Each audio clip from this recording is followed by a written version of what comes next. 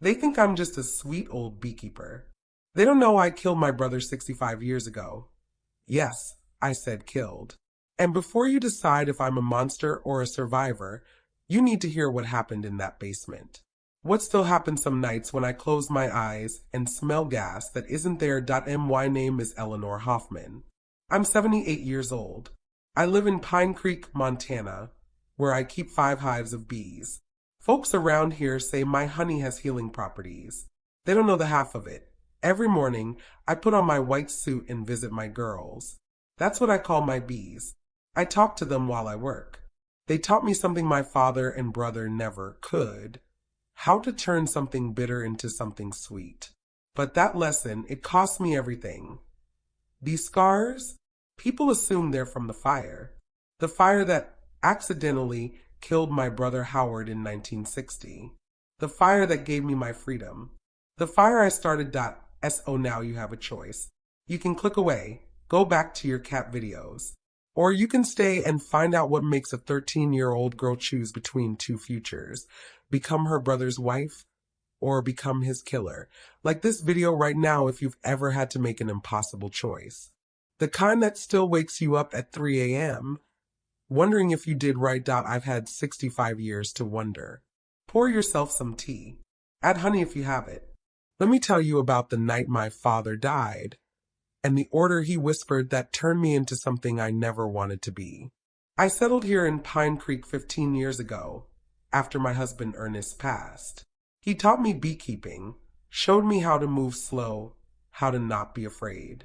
The bees don't care about your scars. They care if you respect their space. Every morning starts the same. I'm up before sunrise, old habits from the farm. But now I choose to wake early, not because someone's yelling. I make my tea chamomile with a spoon of my own honey and sit on this porch in my hardwood rocking chair. The same chair Ernest built me 30 years ago. The neighbors, they think I'm just the honey lady. Mrs. Evelyn from next door comes by every afternoon. We drink tea and she tells me who's sick, who's getting married, whose children forgot to call. She once asked about the scars. I told her it was a kitchen fire. She nodded and never asked again. That's the thing about small towns. They accept the story you give them. 5 hives sit in the back, each painted different: blue, yellow, green, pink, white. The bees know their colors, find their way home. I've got orange trees, eucalyptus, wildflowers. Makes the honey special. Customers at the Saturday market say they can taste the difference. They say it's healing. What they don't know is I learned that lesson in a dark basement when I was 13. The bees taught me to take something bitter, poison really, and turn it into something sweet.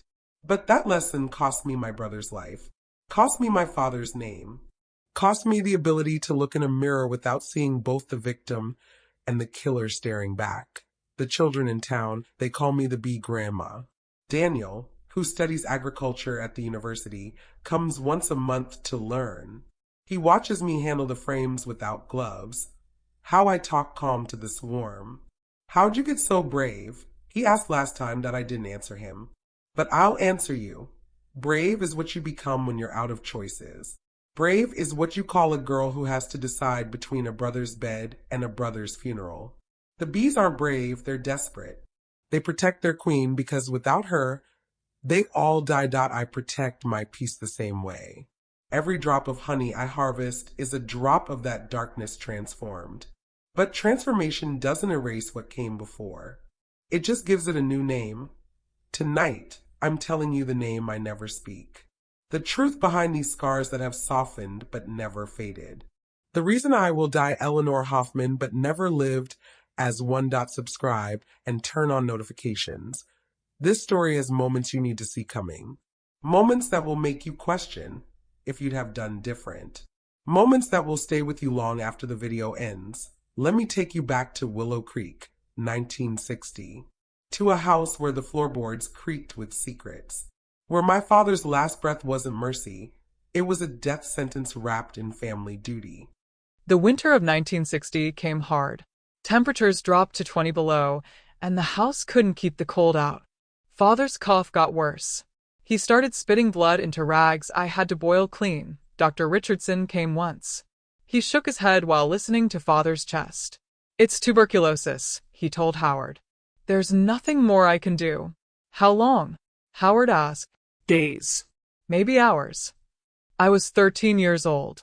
My body was changing fast. My chest filled out. My hips curved.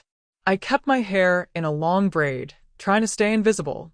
It didn't work. The night Father died, the storm was so bad it took down the bridge to town. We were trapped.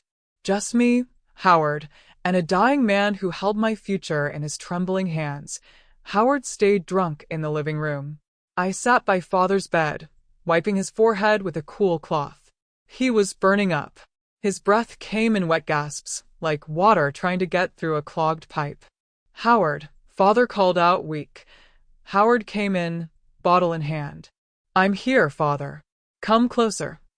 I stayed in the corner, pretending to arrange the medicine bottles. They thought I couldn't hear. But the room was so quiet, the only sounds were Father's breathing and the wind howling outside. The land, Father whispered. Don't sell it. 5 generations of Hoffman blood in that soil. I won't sell, Howard said. Father grabbed his arm. His grip was surprisingly strong for a dying man. And Eleanor. Take care of her. Don't let her go. The Hoffman blood must continue. I will, Father. Father pulled him even closer. His voice dropped so low I had to hold my breath to hear. She is yours now. Keep the blood pure. Give me a grandson. My hands froze on the medicine bottle. The glass almost slipped. I caught it just in time, but my heart was beating so loud I was sure they could hear it. Howard's eyes found mine across the room. There was no sadness in them. No grief. Just a look of ownership. Like he'd just been handed the deed to a horse he was planning to break. Father died an hour later. I closed his eyes, crossed his hands over his chest. Howard stood in the doorway, watching me. Now it's just us, Eleanor, he said. His voice was calm. Too calm. You and me. I mumbled something about getting candles for the vigil. In the kitchen, I poured the tea down the sink. My whole body shook. I gripped the edge of the counter to stay standing. She is yours now. Keep the blood pure. I had 2 days. 2 days until after the funeral, when everyone left and the house would be empty except for me and my new husband. My brother. The next day, while Howard was in town making burial arrangements, I found the basement door. The one Father always kept locked. The key was on a hook in the kitchen, where it had been for years. I went down there for the first time since I was a child playing hide-and-seek with Edward. The smell hit me immediately. Musty earth, mildew, and something else. Something chemical, the gas furnace. Father had installed it years ago, but never maintained it. I remembered him complaining about a leak. Gotta fix that, he'd said 3 years ago that I found the leak. Small but steady. The smell was strong in the closed space. I stood there for a long time, looking at that pipe. That night, Howard got drunk at the funeral dinner. He cornered me in the kitchen. Eleanor, his breath was whiskey and tobacco. We need to talk about the future. I kept washing dishes. My hands moved automatically. Father's will is clear. The land stays in the family. The blood stays pure. I didn't answer. He grabbed my arm, turned me to face him. Look at me when I'm talking to you. I looked. His eyes were red, but focused. Determined. You belong here. With me. It's what Father wanted. It's what I've wanted since you turned 13. My stomach turned. I pulled my arm away. Let me finish the dishes. Tomorrow, he said. We start tomorrow. He went back to his whiskey bottle. I went to my room. The lock was still missing from the door. I pushed a chair against it, then another. I sat on the bed, fully dressed, and waited. At midnight, I heard him try the doorknob. It rattled against the chair. Eleanor. His voice was thick. Open this door. I didn't move. Open it, or I'll break it down. Still nothing. Did I heard him walk away. Then the front door opened and closed. He was going to the barn. Probably to get the axe. That I had maybe 5 minutes. That I grabbed my school satchel. Put in the one book Miss Ingrid had given me, The Little Prince. A loaf of bread I'd hidden. the scissors for my sewing kit. I opened the window and jumped 0.6 feet to the ground. I landed hard, rolled, and ran. Not toward the road. Toward the house. The basement door was on the side, almost covered by vines. I knew about it from childhood games. No one else did, but I slipped inside. The smell of gas was stronger now. I crouched behind the old shelves, waiting. An hour later, I heard Howard shout my name from inside the house. Heard doors slamming. Glass breaking. Then the basement door opened. Light from his lantern came down the stairs. Eleanor, I know you're down here. He was drunk, but not drunk enough.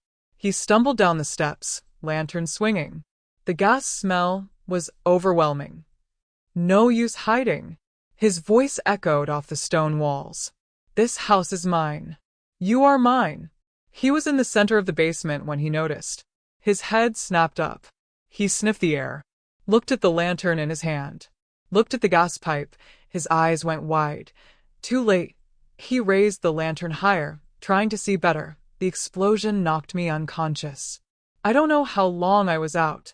When I woke, the world was pain and darkness. My lungs burned. My face felt like it was still on fire.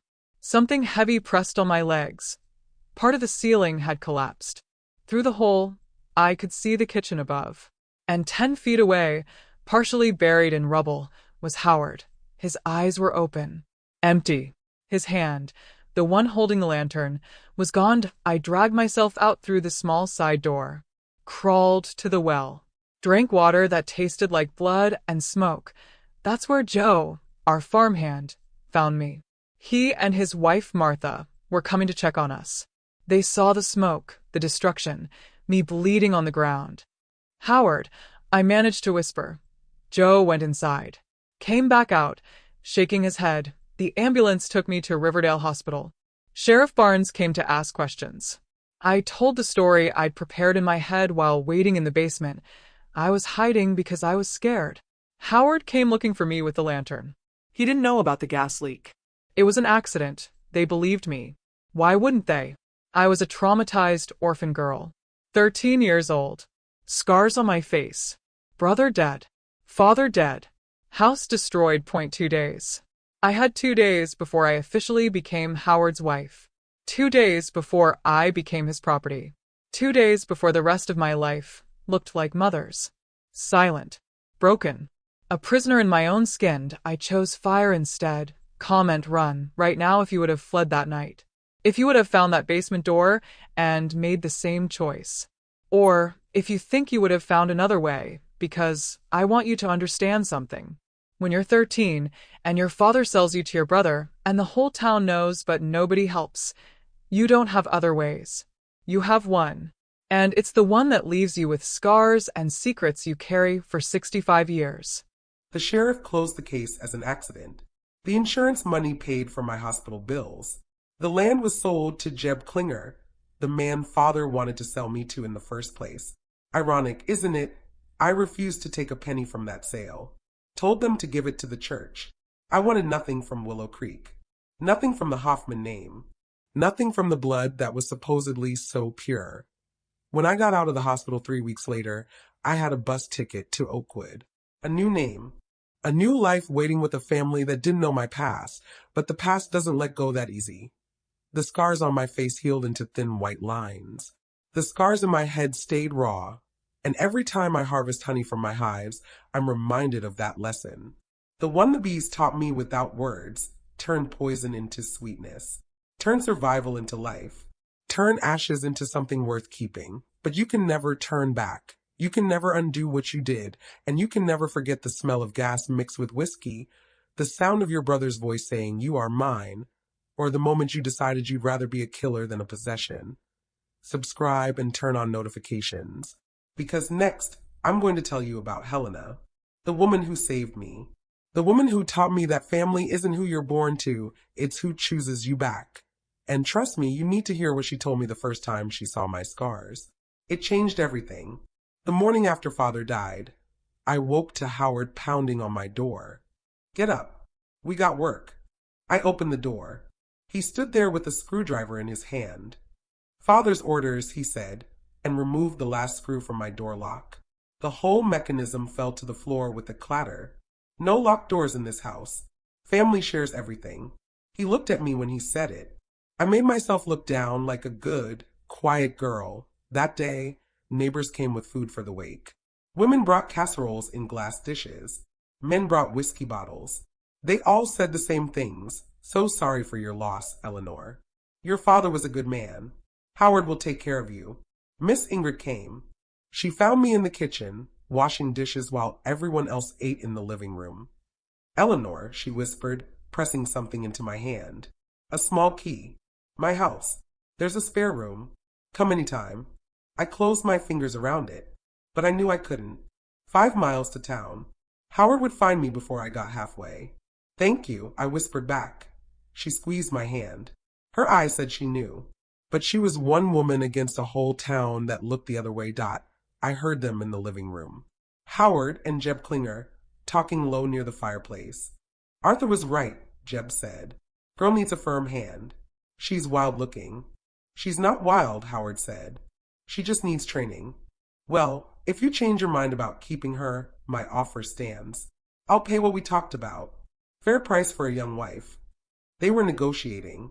Over me. Like I was a heifer at auction. I went back to the dishes, my hands shaking in the soapy water. That night, after everyone left, Howard locked the front door. Put the key in his pocket. Come here, Eleanor. I stood by the kitchen door. Father made his wishes clear. The land stays. The blood stays. You're my responsibility now. He was drunk. Not sloppy drunk. Mean drunk. The kind where his words came out slow and sharp. I'll take care of you, just like Father wanted. He reached out to touch my hair. I flinched. Don't worry, he said. You'll learn to like it. I went to my room, pushed the chair against the door, sat on the bed with the scissors under my pillow. 48 hours. That's what I had. 48 hours until the funeral was over, until everyone went home, until I became Howard's wife in every way Father meant. I thought about running. But where? No money. No family. No one who would believe a 13-year-old girl over Howard Hoffman, son of the most respected man in Willow Creek.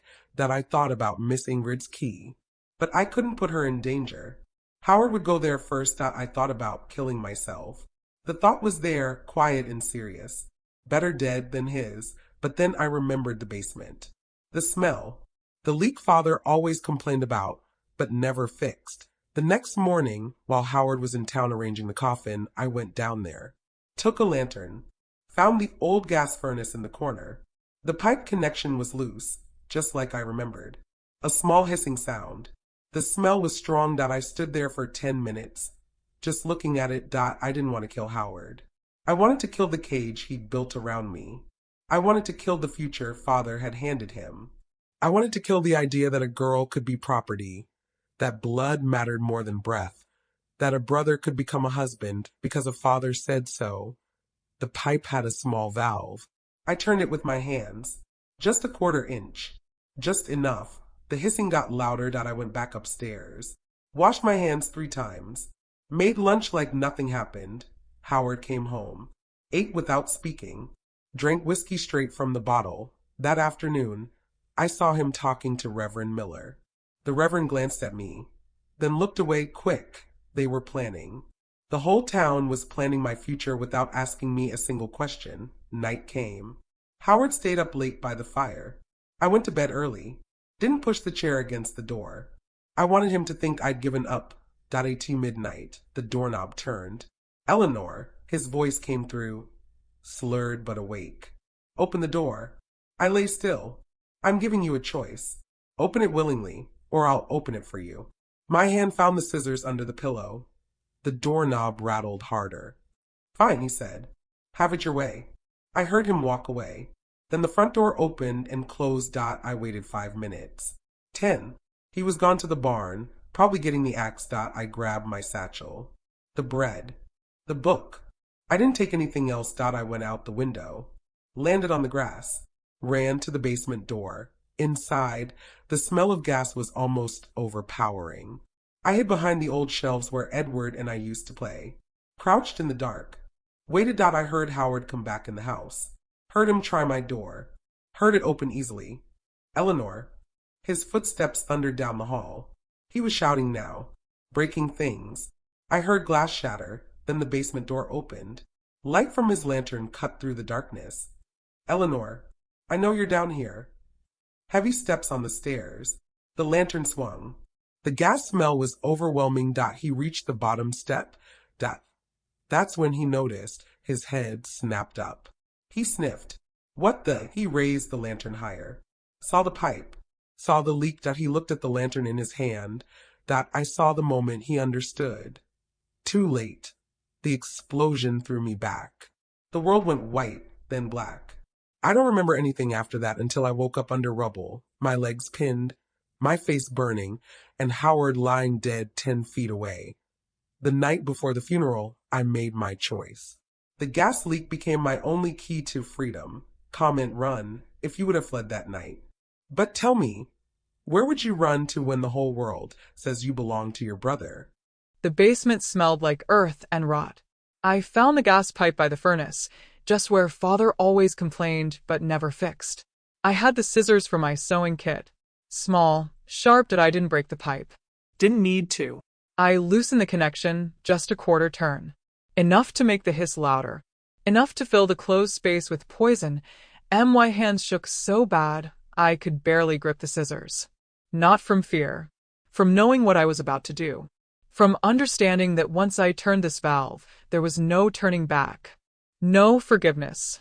No innocence left. I hid behind the old shelves where Edward and I used to hide during games. The wood was soft with mold. Cobwebs brushed my face. I pulled my knees to my chest and waited. Howard's voice came first, muffled through the floorboards. Eleanor, where are you, girl? He was drunk.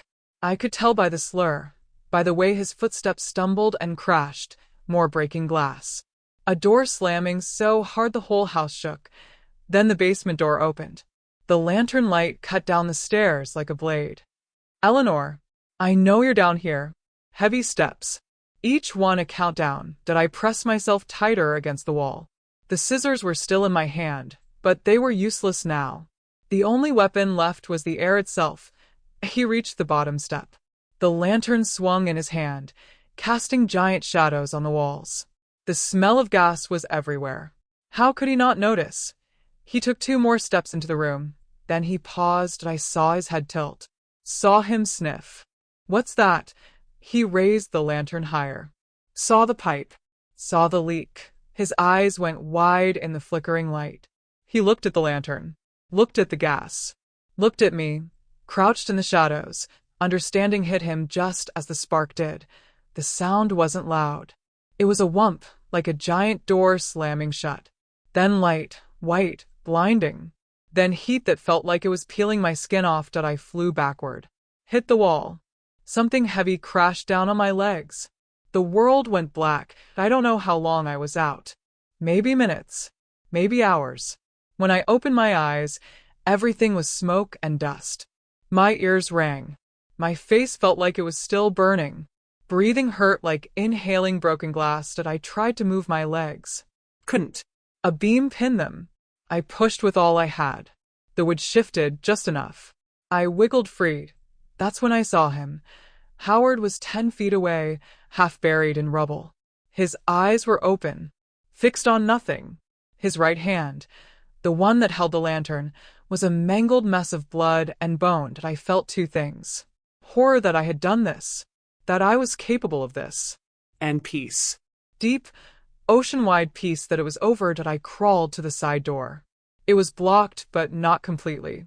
I pushed debris aside, made a hole just big enough for my thin body. The afternoon sun hit me like a slap. I crawled to the well. Drank water. My reflection showed a face I didn't recognize. Burned, bleeding, but alive. That's where Joe and Martha found me. Then the ambulance. Then the hospital. Then the questions. But the hardest part wasn't killing him. It was learning to live with it. Every night for the first year, I woke up smelling gas. Hearing that whump. Seeing Howard's empty eyes. I still do sometimes at 78, but I also wake up free. Comment run if you would have fled that night. But tell me, Where do you run when the whole world says you belong to your brother? Subscribe and turn on notifications. Because next, I'm going to tell you about the lie that saved me. The one I told the sheriff, the doctor, the whole town. The lie that let me keep breathing. And more importantly, about Helena. The woman who taught me that true family isn't blood. It's choice. The hospital room smelled like bleach and medicine. My face was wrapped in gauze, my arms in bandages. Every breath hurt. Sheriff Barnes sat in a chair by my bed, hat in his lap, notepad open. He was a kind-looking man, which made it worse. I had to lie to kind eyes. "Take your time, honey," he said. "Just tell me what you remember." I started crying. Not fake tears. Real ones. Tears for the girl I used to be. For the mother I lost. For the brother who died young. For everything but Howard. I was hiding. I whispered. My voice was hoarse from smoke. In the basement, after Father died. I was scared to be alone in that big house. Scared of what? The sheriff asked. Scared of everything. The storm. The dark. Being alone. He wrote that down. And your brother? He came looking for me. With the lantern. Father always said the furnace had a leak, but he never fixed it. Howard didn't know. He didn't smell it until I broke off. Let the tears come. Let him think it was grief, not relief. Sheriff Barnes nodded. Gas accidents happen, especially in old houses. Arthur Hoffman was known for putting off repairs. That was it. He believed me. Why wouldn't he? I was 13. An orphan. A victim of tragedy. My story made sense. Howard's didn't. Who would question a sweet girl with bandages on her face? The doctor came in next. Then the insurance man. I told the same story each time, adding small details to make it real. How I'd been reading by candlelight. How the storm scared me. How Howard was just trying to help. They all believed me. A week later, when I could talk better, Reverend Miller came. He sat by my bed with papers in his hand. Eleanor, we need to discuss your future. And your inheritance. The land. The Hoffman property. It was mine now since Howard was dead. You can't manage it alone, the Reverend said. But Jeb Klinger has offered to lease it.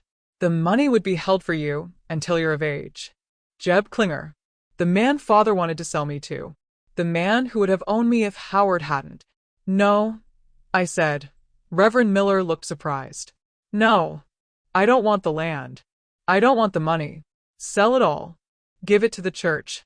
Give it to the poor. I don't care. But Eleanor, that's your family's legacy. My family is dead, I said, and my voice was clear for the first time since the explosion. I don't want anything from them. Not their land. Not their name. Not their blood money. Reverend Miller stared at me. I saw him searching my face, trying to understand. Are you sure, child? I'm sure. I touched the bandages on my cheek. The only thing I want from Willow Creek is to forget it. He left eventually. Agreed to arrange a placement for me with a family in Oakwood. A new start. When he was gone, Nurse Ruth came to change my dressings. She was a heavy-set woman with gentle hands. She peeled away the gauze carefully, revealing the raw skin underneath. These are going to be some scars, she said softly. But you know what? What? She looked me in the eyes. Scars just mean you survived something that tried to kill you. Don't ever be ashamed of surviving. It was the first time anyone said that. Everyone else talked about tragedy. About loss.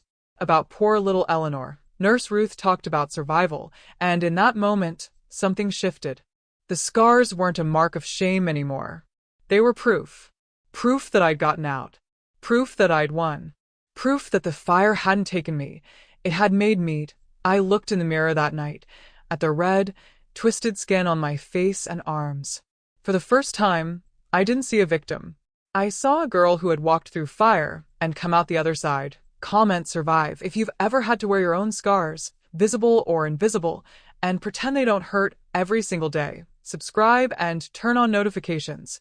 Because next, I'm going to tell you about Helena, the teacher who became my mother, the woman who taught me that family isn't blood, it's choice, and the house she left me in Pine Creek that became my real home.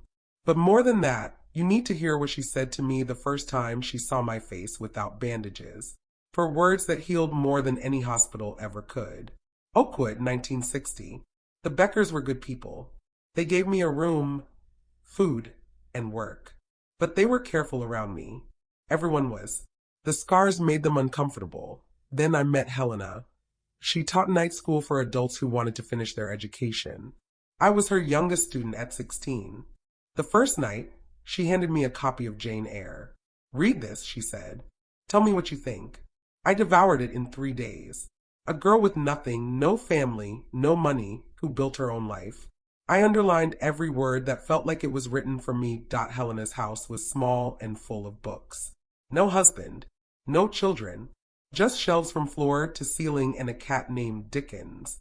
I started coming on Sundays to borrow books, then to talk about them one afternoon. She made tea and asked the question no one else had.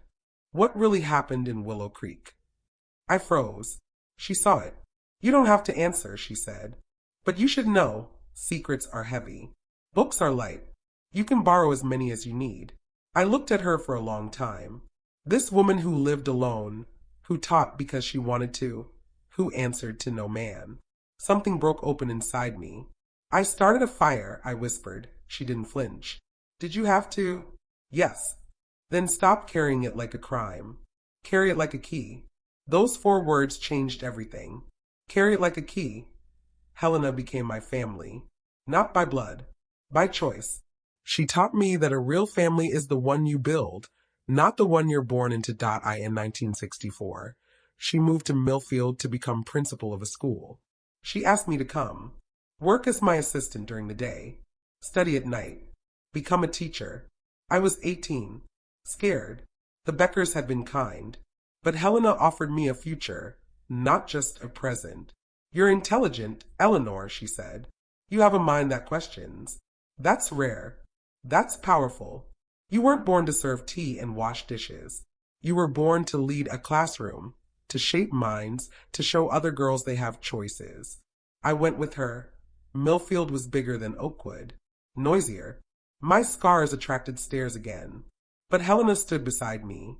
"Small people worry about small things," she'd say. "You worry about big ideas." I got my teaching certificate in 1967. Helena gave me a gold brooch shaped like an open book. "Welcome to the family," she said. "The one you chose."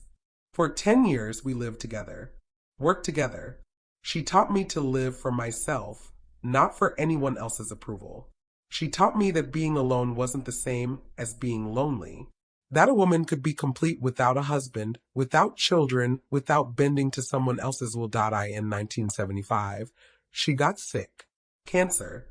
Fast and cruel. I sat by her bed, holding her hand, the same way I'd held father's. But this time the hand was gentle. This time the love was real. "Don't close yourself off," she whispered. "You've had too many losses. Don't let this be another wall. I can't do it without you. You already are." She squeezed my hand. "The house in Pine Creek, it's yours now. I bought it years ago. Didn't know why at the time. But I think I was saving it for you. A place to land when you're ready." She died 3 days later. At the funeral, I didn't cry like I had for Father and Howard. I cried like I'd lost a mother. Because I had. The house in Pine Creek was small, solid, surrounded by land. I visited it once before moving. Met Ernest at the general store. He was buying smoker fuel for his hives. "You look lost," he said. "Just figuring out where I belong." "Belonging's not a place," he said. "It's a decision." He taught me beekeeping. We married in 1975. Not a passionate love, a peaceful one. He never asked about the scars, never asked about Willow Creek. He just gave me space to be whole. But Helena's greatest gift wasn't the house. It was teaching me that I wasn't born to serve. I was born to lead. To lead my own life. To lead other girls toward their own freedom. To leave myself out of the cage my family had built, subscribe, and turn on notifications. Because next, I'm going to tell you about the bees. About how they taught me the final lesson. The one that made sense of everything. And I'll tell you the 4 words I whisper to myself every single morning when I visit my hives. For words that have kept me alive for 65 years. For words you might need too. Pine Creek, 1971. Ernest Zimmerman had hands like leather and a voice so quiet you had to lean in to hear. He was 50, a widower, kept bees for 30 years. When he saw me watching his hives, he didn't offer pity. He offered a smoker. Try it, he said. Calms them down. I put on the veil, lit the smoker, watched the bees swirl in golden clouds. For the first time since Helena died, I felt something other than loss. Bees are simple, Ernest said. They don't care about your past. They care about now. Are you gentle? Are you patient? Do you respect their work? We married 4 years later. Simple ceremony. No white dress. No church full of people who didn't understand. Just the Beckers, who drove 5 hours to be there. And Ernest, who promised to give me space. That was his gift. He never asked about the scars. Never asked why I sometimes woke up gasping, smelling gas that wasn't there. He just held my hand until the nightmare passed that we built a quiet life. 30 years of mornings with the bees, afternoons in the garden, evenings on the porch watching the stars. Ernest taught me constellations. Orion's belt, the Big Dipper, Scorpio. He said each had a story of survival. See that one, he'd point. The story says Scorpio killed Orion, but Orion still shines. You can't erase something powerful even in death. I knew he was talking about me, about Howard, about the fire that we never had children. That was my choice. Ernest accepted it without question, but I saw the sadness in his eyes sometimes. I told him once. I couldn't bring new life into a world where I'd taken one. He nodded. Your choice is yours. That's what freedom means. The bees became our children. 5 hives became 10. Our honey won ribbons at the county fair. Neighbors said it was the best in Montana. Ernest would just smile and give me the credit. She has the touch, he'd say. I just tend the boxes. But the truth was he tended me. He taught me that trust wasn't a trap. That a man could be gentle. That love didn't have to hurt. In 2005. Ernest went to bed early. Said he was tired from harvesting. I stayed up reading. When I came to bed, I thought he was sleeping. But his chest wasn't moving. He was 77. The doctor said his heart just stopped. No pain. No warning. Just done. I sat with him for 3 hours before I called anyone. Just held his hand, still warm, and listened to the silence. For the first time, I understood why survivors feel guilty for outliving the innocent. Ernest never hurt anyone. He built. He created. He gave life to bees, to gardens, to me. And he died peacefully while I, who had taken a life, kept breathing. The guilt was different this time. Not shame. Just why him?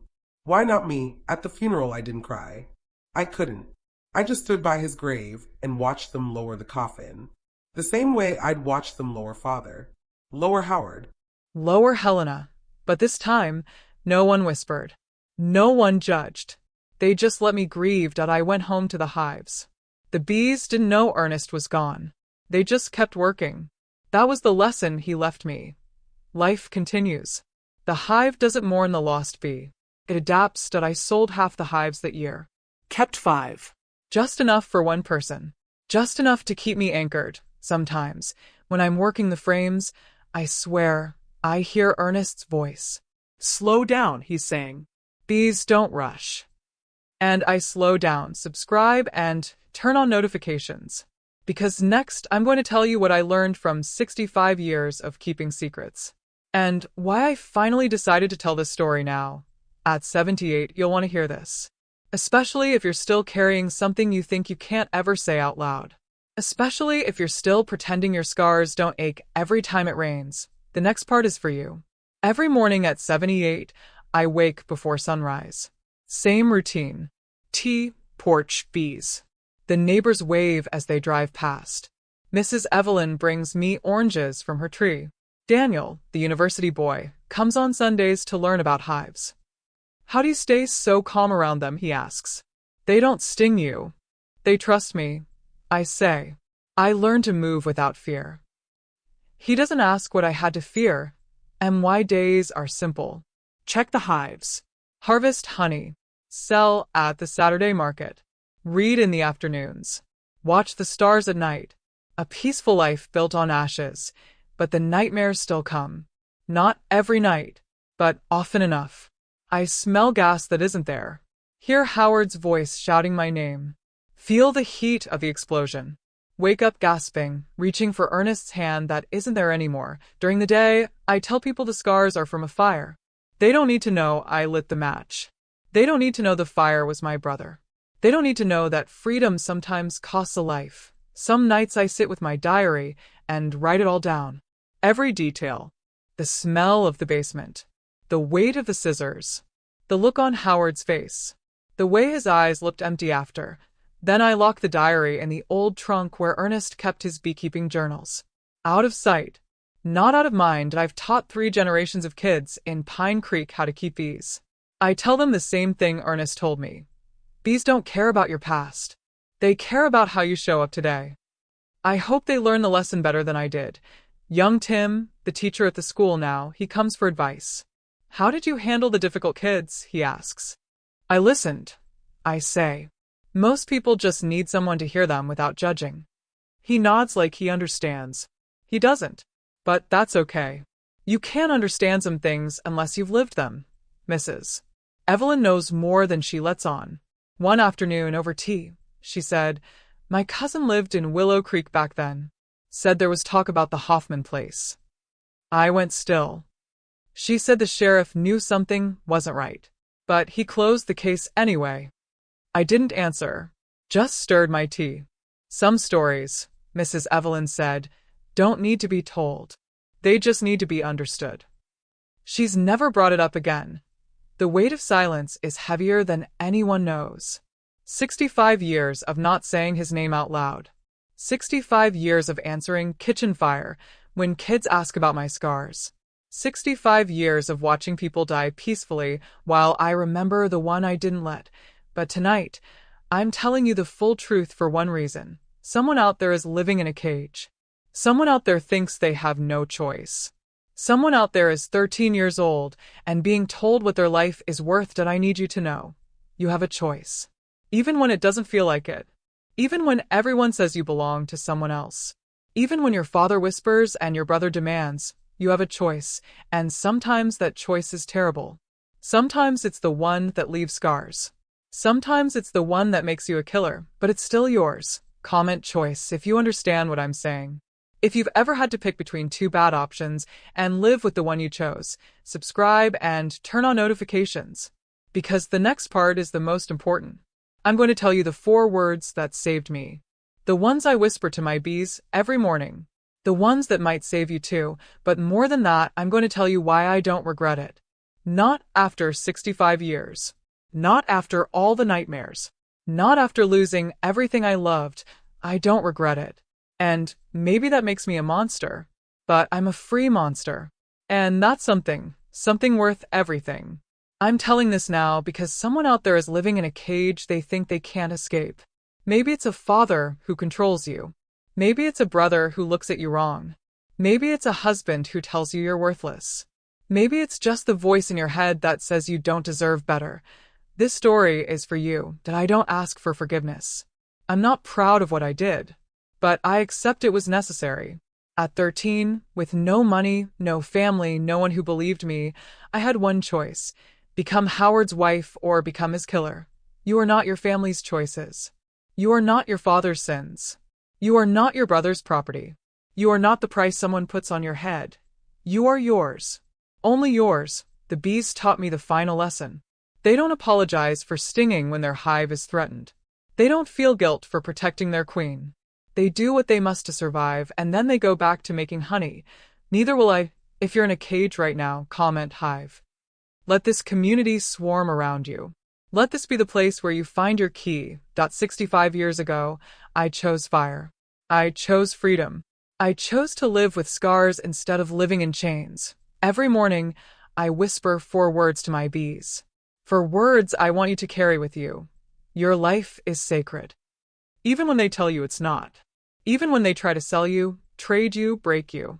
Even when the choice is impossible and the cost is everything, your life is sacred. Like this video if you needed to hear that today. Share it if you know someone who needs to hear it too. Subscribe and turn on notifications because stories like this only matter if they reach the people who need them most. I'm Eleanor Hoffman. I'm 78 years old. I'm a beekeeper, a teacher, a survivor. I'm a killer. I'm free. And if I could do it, so can you. Your life is sacred. Don't let anyone tell you different. Not even the ones who share your name. Now go live it. Before you click away, I need to ask you something. Not as a YouTuber, not as a content creator, as Eleanor, as a woman who carried this story alone for 65 years and finally found the courage to set it down. If this story touched you, if you felt that knot in your throat when I talked about the basement, if your breath caught when I said she is yours now, then do something for me. Do something for the girl you used to be, or the girl you're raising, or the girl you're trying to save. Hit that like button. Not for the algorithm, not for virality. Hit it because in doing so, you're honoring every Eleanor who ever had to choose between fire and chains. You're telling the platform, and yourself, that survival stories matter. That voices like mine deserve to be heard. That the truth, even when it's ugly, even when it's complicated, even when it makes you uncomfortable, deserves to be seen. Point one like says, I see you. I hear you. Your story counts. Now subscribe. Join the Sweet Escape community. This isn't just a channel. It's a hive. A place where survivors swarm together. Where we protect each other. Where we turn our poison into honey and share it with anyone who needs something sweet to get through another bitter day. When you subscribe, you're not just getting videos. You're getting a promise. Every week, another story. Another grandmother. Another mother. Another woman who made an impossible choice and lived to tell it. Some ended in justice. Some ended in secrets. All of them ended in survival. And here's what makes this community different. We don't just watch. We speak. So comment right now. Share your moment of courage. It doesn't have to be as dark as mine. Maybe you left a bad marriage. Maybe you stood up to a father who told you you'd never amount to anything. Maybe you just got out of bed this morning when everything in you wanted to stay under the covers. Comment courage if you made a choice that scared you but saved you. Comment hive if you're still looking for your key. Comment survived if you wear your scars and refuse to hide them. I read every single comment. I respond to as many as I can. Because your stories matter to me. Because your truth deserves witness. Because you're not alone, even if you feel like you are, and share this video. Not for me. For her. For the girl who doesn't know she has a choice yet. For the woman who's still in the basement, smelling gas she didn't create. For anyone who needs to hear that your life is sacred, even when the people who should protect you are the ones building your cage. When you share, you become part of someone else's rescue. You become the Miss Ingrid, who slips a book under the door. The Helena who offers a spare room. The Ernest who teaches a new way to live. Point one share can be the key someone else has been searching for.